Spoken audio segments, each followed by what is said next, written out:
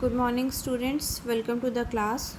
So, we are going to start our next topic, that is, should each democracy have the same ideas and institution?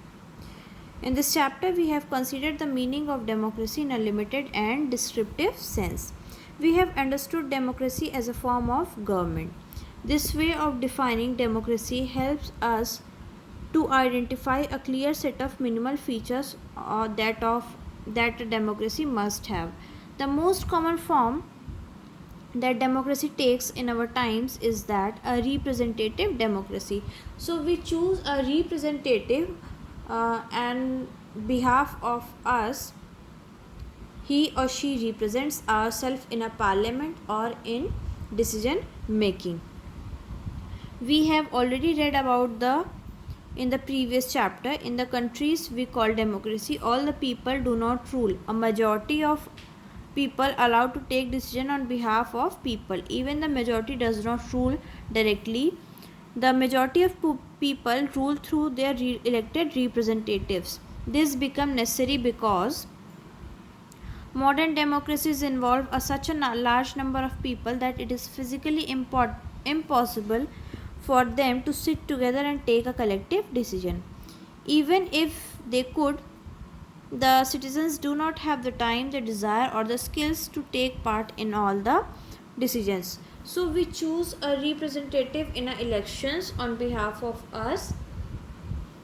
As there is a large number of people living in a country, so it is impossible for them to all of them to take part in a decision making or in the parliament. So we choose a representative, or he or she represents ourselves in the elections, and while making or taking some decisions, he or she represents ourselves in that event.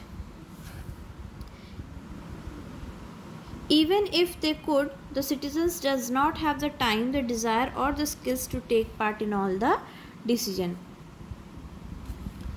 This gives us a clear but minimal understanding of democracy. This clarity helps us to distinguish democracies from non-democracies.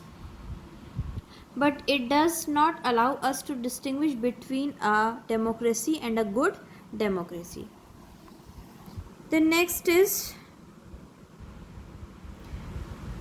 a democratic decision involves consultation with the consent of all those who are affected by that decision. Those who are not powerful but have the same say in taking the decision as those who are powerful. This can apply to the government or a family or other organization.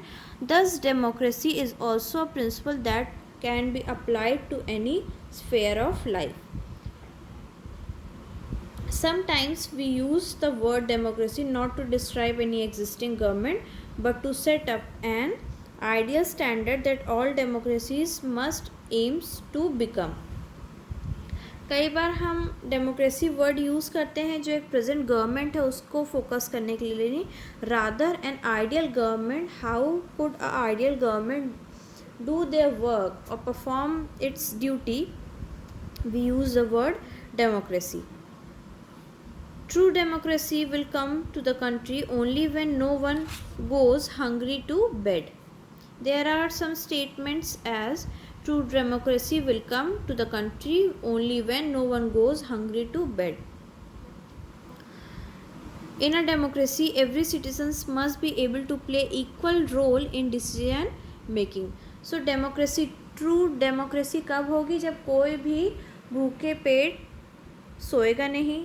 In a democracy where every citizens must be play an equal role, where every person should be treated equally.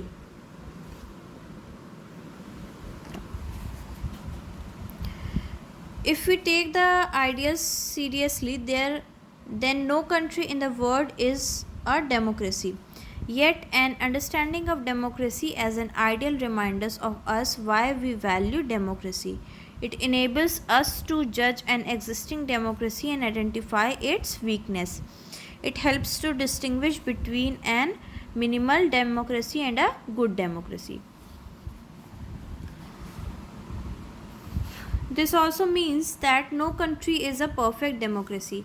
That in the whole world there is not a single country that has set an example of perfect democracy.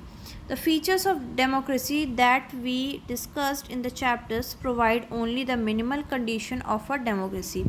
That does not make it an ideal democracy. If every democracy has to try to release the ideas of democratic decision making. This is what distinguishes democracy from other forms of government like monarchy, where king or queen rules, dictatorship, or one party rule do not require all citizens to take part in politics. सो जहाँ पे भी monarchy, dictatorship और one party rule होता है वहाँ पे general public, general citizens को right नहीं दिया जाता है कि कोई भी वो इम्पोर्टेंट डिसीजंस ले सकें या अपने रिप्रेजेंटेटिव को चूज़ कर सकें. In fact, most non-democratic government would like citizens not to take part in politics, but democracy depends on active political participation of all the citizens. That is why a study of democracy must focus on democratic politics. So this is the end of your chapter. This is a short summary in brief. Okay.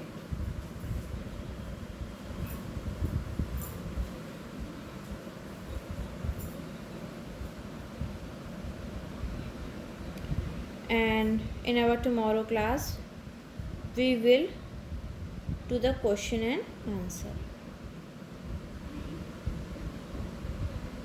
Okay.